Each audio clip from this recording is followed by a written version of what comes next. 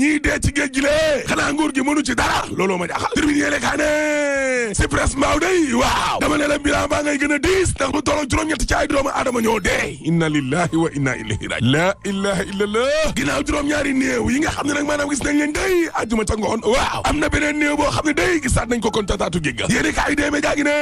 fukk ci ay doomu aadama dee ñoo dee ca Malika gële ca jamono joo xam ne xale yaa ngay lab di dee rek waaw tribune yéene kaay nee na code pénal ba day ak code de procédure pénale ba yéen wàllum terrorisme ko loi fitna la loi de la terreur moo taxit Macky Sall ak waa nguuram day yekk nañ leen lu mel ni xamee maar di tali Alaaji Malick Gakou waaw nee na gis nga loi bi de xuus maa ñàpp fitnaal nit ñi jaay doole la lu leen neex lañ def les fa yéene kaay ne gis nga boo bëggee dégg dëgg waaw loi bi la day kumba am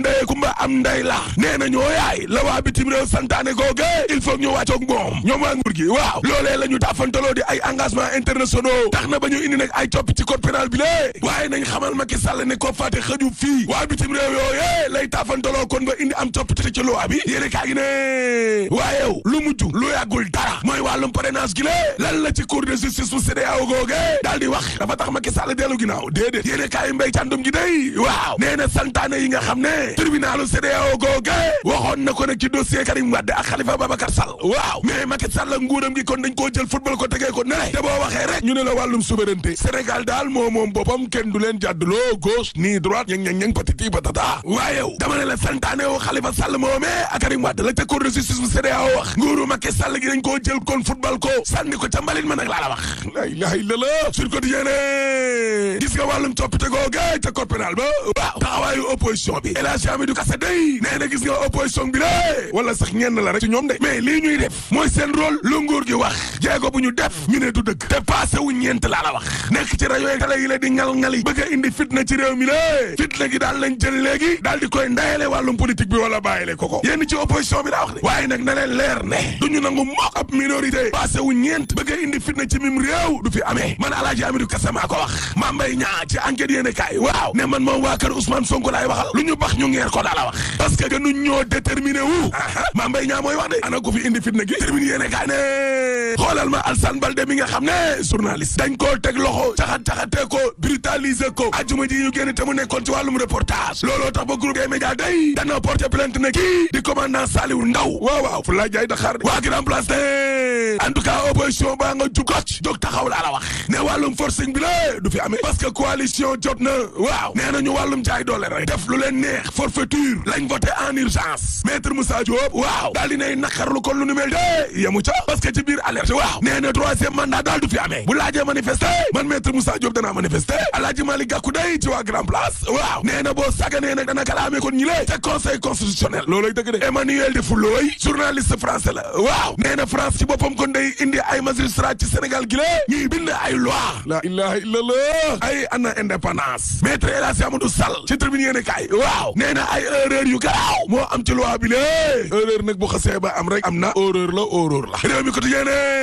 il faut kenn dee de ci diggante opposition bi ak nguur gi kenn dana ca dee de mortal combat la de cooki fin parce que gis nga Sénégal gi lée day politiser wàllum terrorisme gi laa la wax maar di tali waaw xoolal ma kaddu yi nga xam ne kon moom la Cheikh Tidiane Gadio yëkkati ci suñu xabru yenn ci ay kilifa diine waaye Cheikh Tidiane Gadio dootu ko defati gars yi ŋàññi nañ ko dal ci kawam xaw nañ koo rey xanaa génération kàcci la yéene kaa gi ne coppite gi nga xam ne na mën nañ koo indi ca code pénal googe waaw waa G20 jàngalekat ya bisu tey bi altine tey dañuy gereew box boobu ne dëgg la jàngalekat yi kay la ñuy sàkku ci Macky Sall mi la mooy mu nii la loi bi laa la wax Dakar Times ne génnee ay firnde ne terroriste yi la boo sàggane ñu daal Sénégal jaare ko ca Casamance ak ca Kédougou waaw Macky Sall ci boppam moo war a génnee kayit yi nga xam ne moom la ko direction renseignement national bi jox enquête yéene kaay ne Fatoumata Ndiaye Fouta Tampi cay Amazone Fouta bi la ndekete moom section APR bu Wakaam gi la nekkoon adunay dox bam soppeeku Fouta Tampi ndaxte goo xam ca boppam Fouta googe la bëgg mu développé looloy dëgg waaye xale bu jigéen bi léegi dañ koy menacé ba daanaka ñaari fan yu ne mu daal di tuxu wutaat feneen fu mu dëkk Malal Diallo day APR Pikine waaw nee na ay nit ñoo xam ne ci nguuru Macky Sall gi la ñu ne ñooy financé waa M2D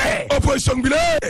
waaw Aliou Sané yaana maar ci la Sénégal waaw nee na gis nga bu ñu demee ba nit ñoo xam ne yow ñoo daaneeloon Abdoulaye Wade tey ñoom ñooy jàppale Macky Sall xanaa lii mooy tës waaw waaye ñoo Abdou Karim Gueye xurum xaax lan lañ def lu dul manifester pacifiquement ci jàmm ngir loi bi buñ ko voté ñu jàpp leen door leen gaañ leen waaye lii lan mooy ndey ndeyam Aliou Sané ne Macky Sall nag na ko leer ne loolee duñu ko nangu tey te duñu ko nangu ëllëg laa la wax source ané waaye Ousmane Sonko ak Mbéri Sylla mi le doon xeex ca assemblée waaw lan moo tax ba daanuñ leen article 55 ba ca 59 ba day ca biir penc ma la ñu wax te Ousmane ak Mbéri ca ool ba lañ nekkoon looloo leen sowe 24 heures yéene kaa ne Abdoulaye Xuma day waaw déclaré na candidature am ca commune bu Kaolack gale Farma Boy bu PDS day fekk na Xuma last